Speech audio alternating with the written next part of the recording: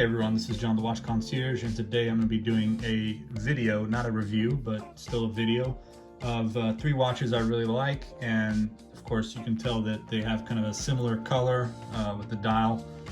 It's like a turquoise, some a little bit more different than others, but all in all I would consider them turquoise colored dials.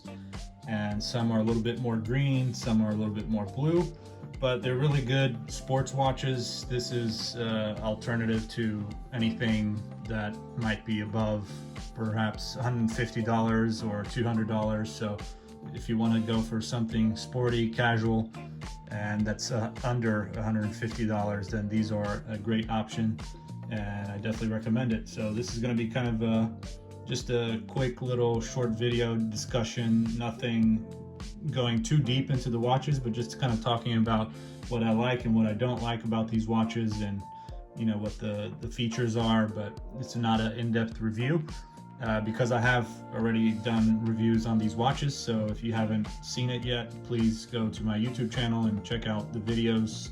You can search for the names and you'll see. So this is by the brand PRX, and this is a Patek Philippe Calatrava homage. I think they released it in 2020. It was a special model. I think it was limited edition. And this is of course the homage to the Rolex Milgauss by Pagani Design. And this is of course the homage to the PRX Powermatic 80 by Spect and Suna.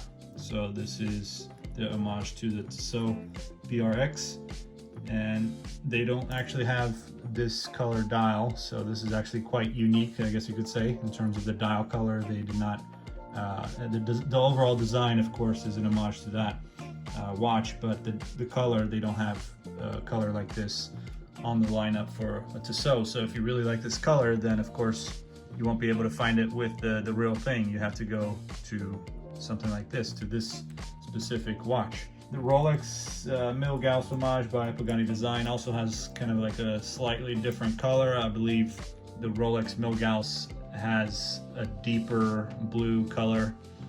This one is very light turquoise, kind of greenish turquoise, and it's really bright, vibrant color.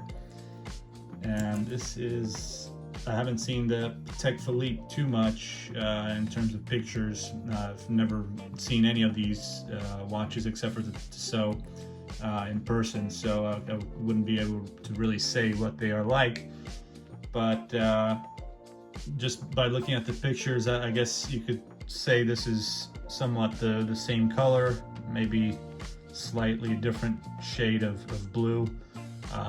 It's not really on the turquoise side. I think it might be on just a regular blue color, but it's hard to tell exactly from pictures. So I would have to take a look again to see what the difference in the colors are. But this one compared to these two is definitely a darker kind of bluish color, but I would still consider turquoise. I don't get too deep into names, but there's, I guess, teal is also another color that you might consider kind of within the same family of like bluish, green, turquoise. So, and I'm sure there's other names as well. But yeah, so just giving a quick analysis here and quick overall view. So you got this one with the canvas strap and genuine leather underneath. Very good watch, very good sports watch. This, however, is not a sports watch that I would take in the water, just because it does not have a screw-in crown. So this is more something that you could take out golfing or something like that, just outdoor activities without going near the water. Whereas these two, especially this one, you could definitely take, because it's 100 meters water resistant, so you could definitely take it in the pool or in the ocean if you're going to go swimming. So you can definitely go to the beach with it and do all kinds of things. This definitely feels more of a tool watch compared to these other two. This one is more just kind of casual, home, every day.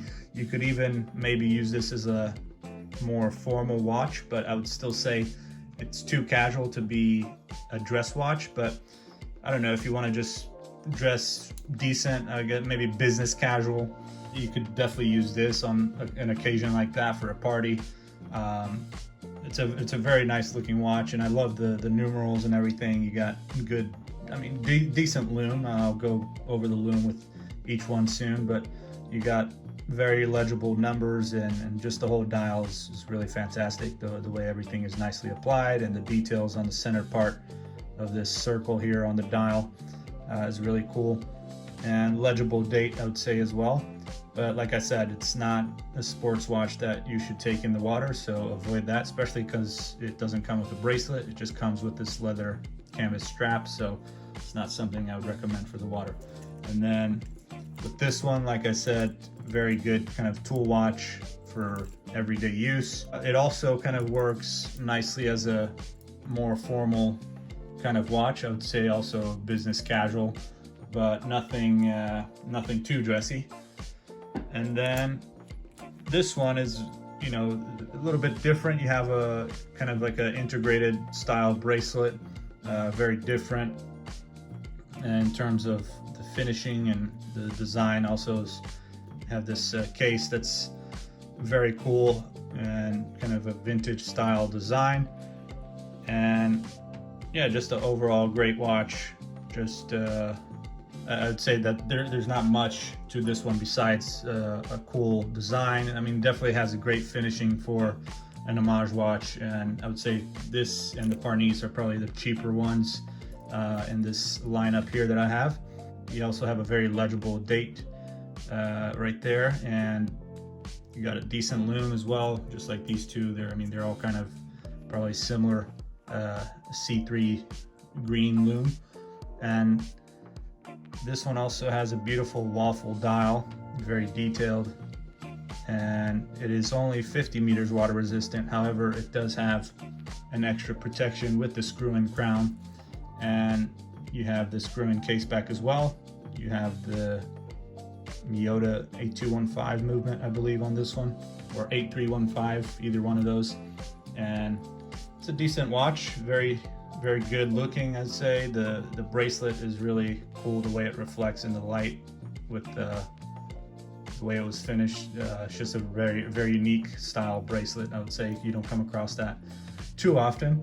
More on vintage style watches, and this bracelet here is also very nicely finished, and the clasp, like always, is very sharp on the edges, unfortunately, so that's something that Pagani Design still has not fixed. This one has a closed case back, but it does have Seiko NH35 movement, which is very reliable, and just an overall good movement, and everything nicely applied on the dial as well. Then you have the Parnis. This is the Parnis PA6092, and then the Pagani Design is, let's see, it's the PD1733. And I'll put the links in the description in case you're interested in buying. And this one does not have the number. I don't think it has the number here on the back. So, but I'll, like I said, I'll put the links to the watches in the description so you can check it out and decide if you want to buy it or not. And this one here also has a Miyota movement 8215. So decent movement, but I would prefer the Seiko NH35. So let me just go ahead and do one by one actually. So you can see how the lume is on that one, and then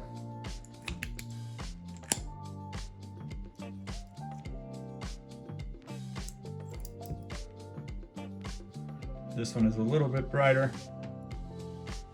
so it probably lasts a little bit longer as well.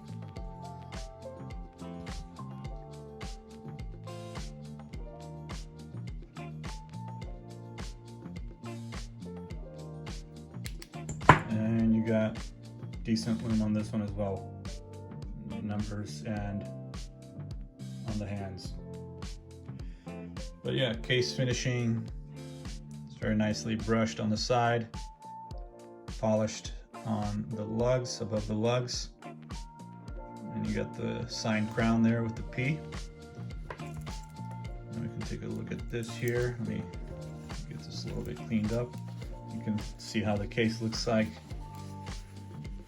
again, this is not a review. This is just kind of like a quick overall discussion and looks on the pros and cons of these watches. So you can see all polished, very nicely done, brushed on top of the lugs, signed crown. And then you got this one here, which I would say probably has good finish as well, but the quality on this one I would say is probably less than the Pagani design and the PRX. So, but still nicely done case here, brushed on the sides and on the top of the case, with the beveling on the side right in between the top and the side of the case.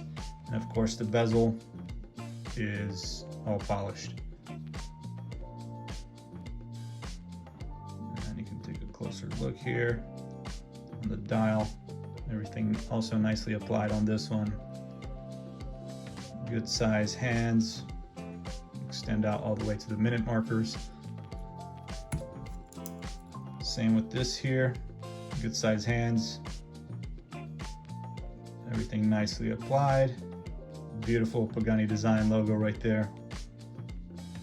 The applied logo I think they should do on most, if not all, their watches, and they've been doing that. However, some will come with the name and the logo, some will come with the name and the logo but not applied, just printed on the dial, which is what they used to do on their previous models.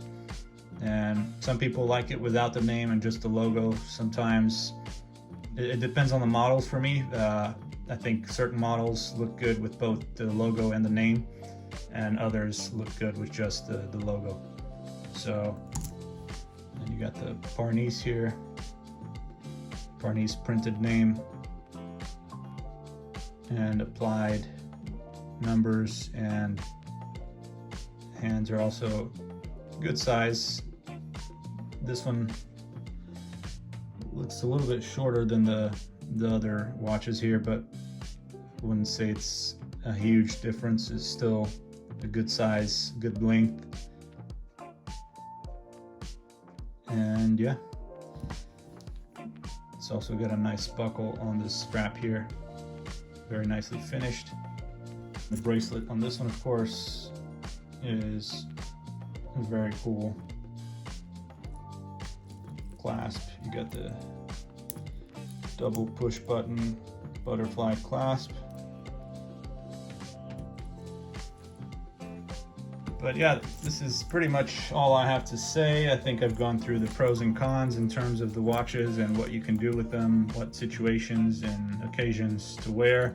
So they all kind of can work as a casual sportsy watch, and sometimes maybe like a business casual, kind of formal, but not tuxedo formal watch. So those are the occasions I would recommend for you to wear the watches. And of course with this one, and maybe even this one, I would recommend staying out of the water.